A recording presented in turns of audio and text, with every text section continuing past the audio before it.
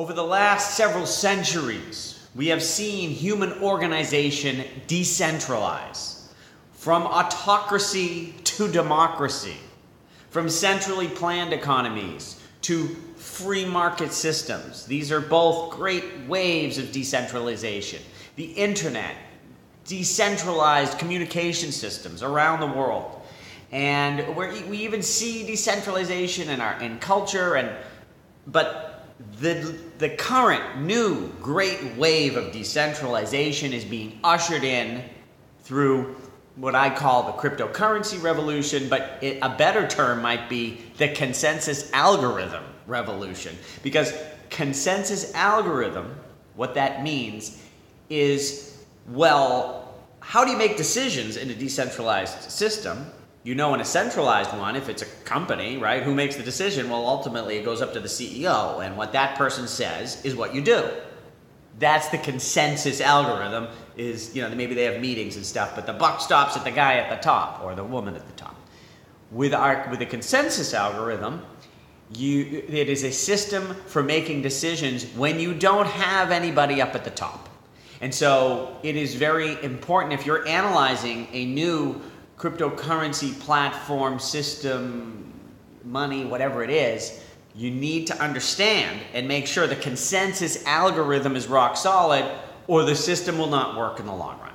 So I'm going to talk about the latest and the greatest and maybe not so greatest consensus algorithms. And there are so many, and if you get into the micro analysis, I mean, they're all different and there's millions. But millions might be a stretch. There's many.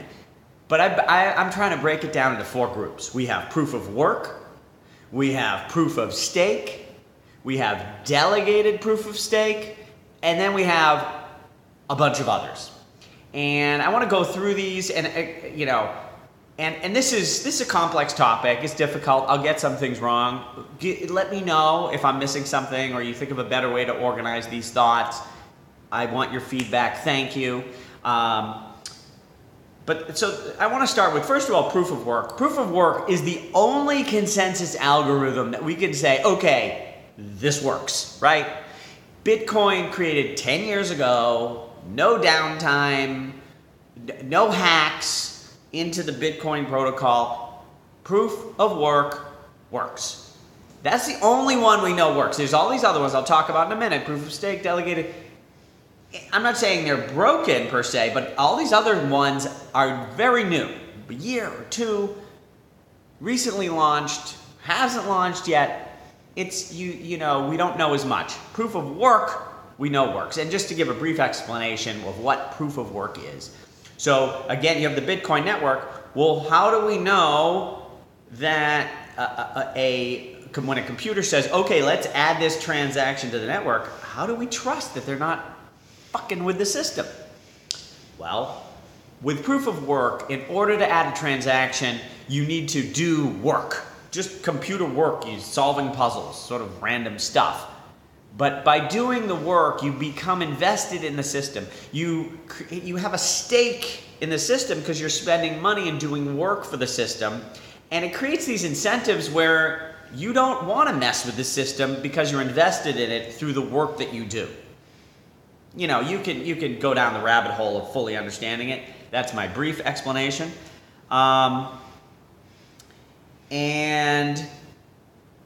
this, it just is a way to line up and then, you can talk about, so one last thing to say about proof of work is, like I said, it works with Bitcoin, right? But it doesn't necessarily work with all cryptocurrencies, because keep in mind, there is the one threat to proof of work is something called a 51% attack.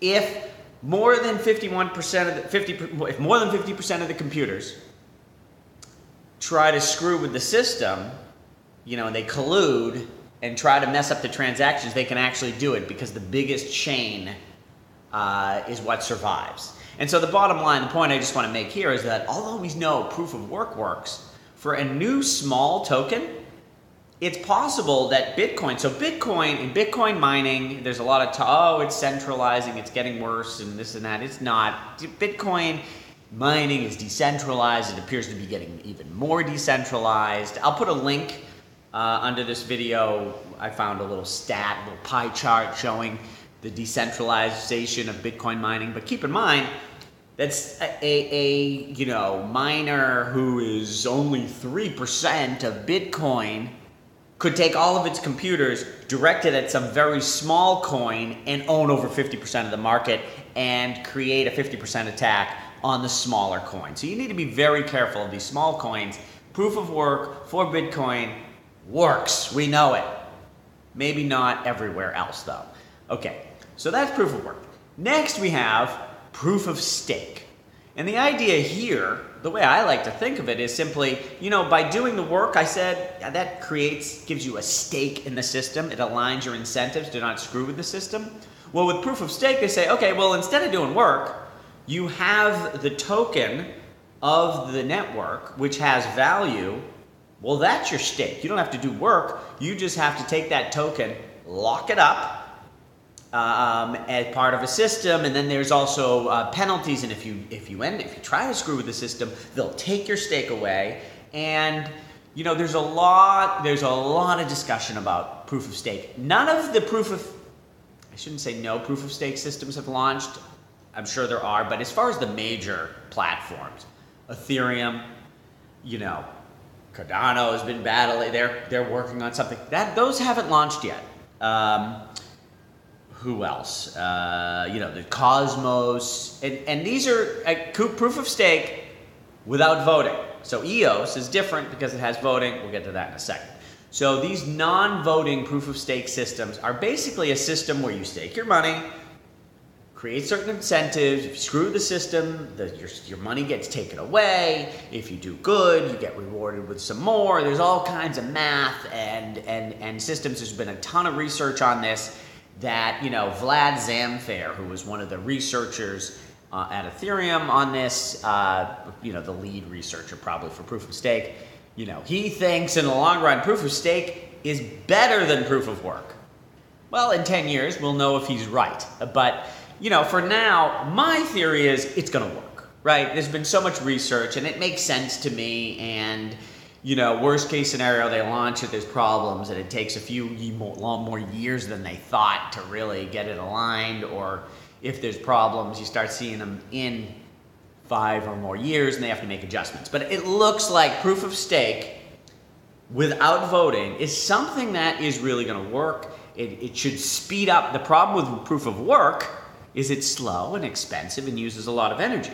Proof of stake does not, because you're just staking your token. So this is an exciting development that is launching. I believe Ethereum is launching something within 2018, if not early 2019. We'll see something. It's going to take a long time for mining on Ethereum to completely go away, for proof of work to completely go away. But I think it's coming. I think it's going to work. And so there's a few people doing it, and I like it. One thing I like about it is that it has no voting. That system, because voting. Well, that brings us to voting. So then there's proof of stake with voting. Now, my concern with voting, I look at it. There's a term called people call it the attack. What's the attack surface map? In other words, when you think about that, what is a threat to a system? So with Bitcoin is a fortress around one thing, which is just its Bitcoin. You have Ethereum, which many people would argue is safe. I think it probably is, but the attack surface is much larger because you have smart contracts and there's all these other things. It's a more flexible system that allows you to do a lot more things, which means there's a lot more ways to attack it. So it has a larger attack surface. The problem with voting is that the human brain is a huge attack surface, right? So, the system with EOS, for example, and I don't mean to pick on EOS, there's others that are similar, but EOS is probably the most famous delegated proof of stake launch. There's others, and let me just finish my thought. So in delegated proof of stake, usually the token holders vote So in EOS, they have, instead of having just miners or people can just hook up a computer and start processing blocks, there's only 21 block producers, and those producers are chosen by voting. So whereas in Bitcoin, you trust the miners because they're doing proof of work. In Ethereum's new proof of stake, you can trust them because you trust in the math behind proof of stake, similar to proof of work, but a different method. With EOS, you're going to trust the block producers because the voters are making sure it doesn't get screwed up. The problem with that is there's a few problems that I have. Now, I'm not saying the voting delegated proof of stake won't work at all in the long run. I'm just saying why I'm very cautious or concerned. So first of all, you know, let's be frank here. Most token holders, not the sharpest tools in the shed, right? There's a lot of young kids without much experience. Even I've seen some young crypto kids, you know, sorry, I'm an old man, you know, whatever, but I see a lot of these young kids. Listen, if you were my child and you're 20 and you're interested in this and you're doing some investing and, you know, God bless, you're great. But you're only 20, right? Have you ever run a business? Have you, you know, you don't have the experience, the intelligence. So I worry, and some of the voters are not these smart kids who are smart but young. Some of them are just complete morons. You know, so these are the people voting. That is a concern. The other thing is, there's two other concerns. So now, let's say you're a block producer. If you're a miner on Bitcoin, you know what your job is? To mine. That's it. Make sure your computer works, stays online. Even ultimately in the proof of stake, your job, make sure your computer works and you're using the proper software and you're doing everything right. That's all you have to do. With the block producer, you need to do marketing to let everybody know how great you are. That's a distraction from the real job, which is processing transactions properly. You're also running, it's not just a computer on the network, it's, you know, you're running a whole data center, although there's probably a lot of miners who are running a whole data center. But in a sense, maybe that's a distraction, I don't know. Anyways, the other thing is there is a potential for manipulation with marketing. You know, I know a lot of us like to think, oh, I don't get fooled by stupid ads, but, you know, I've seen the power of marketing. And it's possible that, you know, a block producer who isn't good at producing blocks is really good at marketing how great they are. And they get votes. So, yeah, or worst case scenario, somebody is actually malicious, but they're really good at marketing. So I just worry about that in the long run. And also, with voting, if you know, a large player can accumulate a lot of votes and possibly manipulate the market, but maybe they come up with ways to protect it. But it's all, so proof of stake without voting is new and hasn't launched yet, but I'm willing to bet on it right now. Like, I'm already in Ethereum and I think they know what they're doing. I'm willing to go for it, you know, and they're going to test. And they're also sort of rolling it out. They have mining, and if the proof of stake doesn't work, you know, that doesn't all go to hell, right? They're just testing little by little. With delegated proof of stake, you know, and that being all there is, and it's untested, that is scary to me. And if people get mad at me, oh, you're stupid, and you're going to miss out on the boat, you know, whatever. Listen, I don't need to pick every investment. It just looks higher risk to me, right? With a lot of optimism. People think it's all going to be perfect. So I'm a little scared of that. Now, is there anything else I wanted to say? Yeah. So now another thing with voting, not to be confused, is with the consensus algorithm on adding transactions, is there's also a lot of voting for development of the protocol. So in other words, on Bitcoin, so you have the software running on all these miners. Well, how do they make an upgrade? People just friggin' argue, right? It's like, I have an idea, let's do this, and maybe someone else likes it, and you email around and you try to get everyone, you know, to like kind of agree, and like maybe consensus forms, and you say, hey, who wants to implement? You know, like, it's just a free-for-all. Some systems And people will argue that's actually good. Like, that's the best way. Some people say, well, that's horrible. It's like, how can you ever get anything done? So there have been systems now where your voting works to determine which projects are approved. So this is different than the consensus algorithm. That's sort of for development. And one concern, I just want to mention that because it's sort of a big thing that's starting now. I have two issues with that. One is, first of all, I don't believe in, sometimes with markets you see the brilliance of the masses, but when it comes to running a system, I would rather have a team of super geniuses making decisions than voting from, as I mentioned, most people being pretty, not the smartest. So this determining direction by voting, as far as projects, and I don't think it's really been working so far. Dash, when I first heard about it with Dash, I was like, oh, this is really cool. Well, look at Dash. Where's nothing's their big upgrade, way behind schedule. The price is way down. Who else is doing that? Oh